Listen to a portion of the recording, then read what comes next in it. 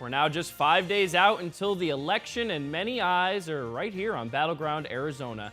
Not only do we have a heated presidential race, but also a key Senate race that a lot of people all across the country are closely watching. So joining us live this morning is Senator Martha McSally. Senator, we appreciate you taking the time and joining us this morning. Absolutely. Good morning.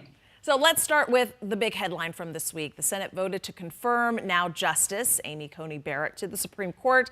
It, of course, comes just a month after President Trump selected her to replace the late Justice Ruth Bader Ginsburg. So, Senator, why was it so important to get her confirmed before the election? Well, it's our constitutional role, and it was an honor to vote for Amy Coney Barrett. This woman is an amazing role model for everyone, but especially women and girls. She'll be the fifth woman on the court. She is the fifth woman on the court, and the first with school-age children.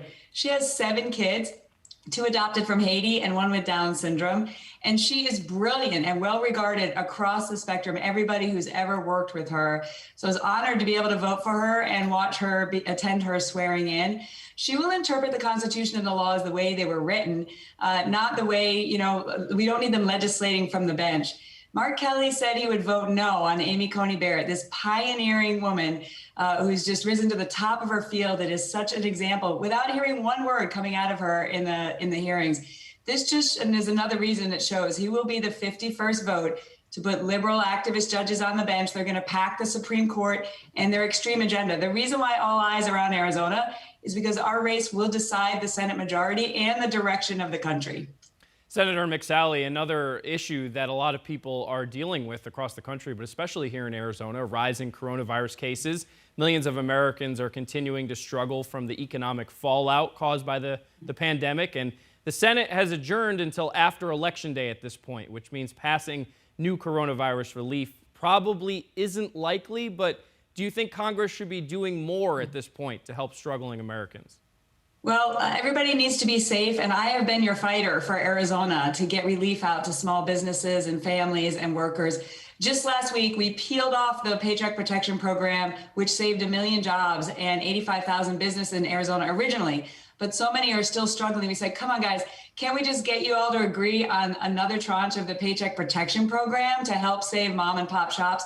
We got 3 Democrats to vote with us, but unfortunately we needed a few more to get across the threshold. And then I voted on more targeted relief to get resources out to schools so that they can safely allow kids to return to school and to child care centers. So many families watching right now have been upended. People can't go back to work because the kids are not in school full time, physically present, and daycare centers are not affordable. So we've got to get the support out there. And I voted yes on that again. It's unfortunately some politics is being played with this. Mark Kelly said he would vote no on all of this relief. Can't people just agree, support small businesses, support schools, support childcare, and get relief out to more to hospitals and the vaccine development and distribution? So I'm going to keep fighting for Arizona, and people are playing political games with this. But what we can't do is lock down the country again, which is what Mark Kelly and Joe Biden will do if they get elected. We've got to protect our vulnerable. I fought to get support out to nursing homes.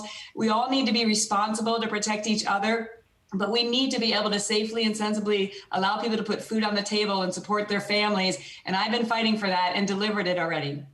So, Senator, the election, of course, just 5 days away now. We've seen record numbers of people showing up for early voting. There still, though, are Arizonans who haven't yet cast their ballot. So why should they pick you to continue representing our state? What's at stake here?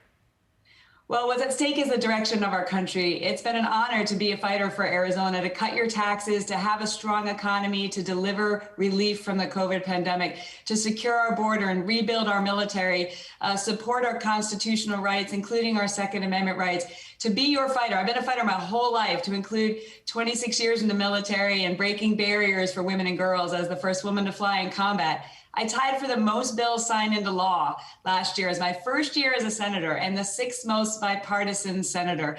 Our race will decide the direction of the country. If you want someone who's going to be the 51st vote to enable the radical left to have the largest tax increases in American history, the government takeover of healthcare, the green bad deal, open borders, and having the government lock us down and tell us what to do. You've got a guy in Mark Kelly. If you want a fighter who's fought to cut your taxes, who's going to continue to fight to rebuild our economy, the great American comeback, bring jobs home from China, stand up for the vulnerable, stand up against the powerful, support border security, support our men and women in uniform. I even got Buzz Aldrin to endorse me. If you want that, then I'm your fighter. I'm your girl. I'm asking for your vote. Please return your ballot. Get out there to vote. This state will decide the direction of the country. And I'm your girl if you want a fighter for you and your family and a strong economy and economic comeback.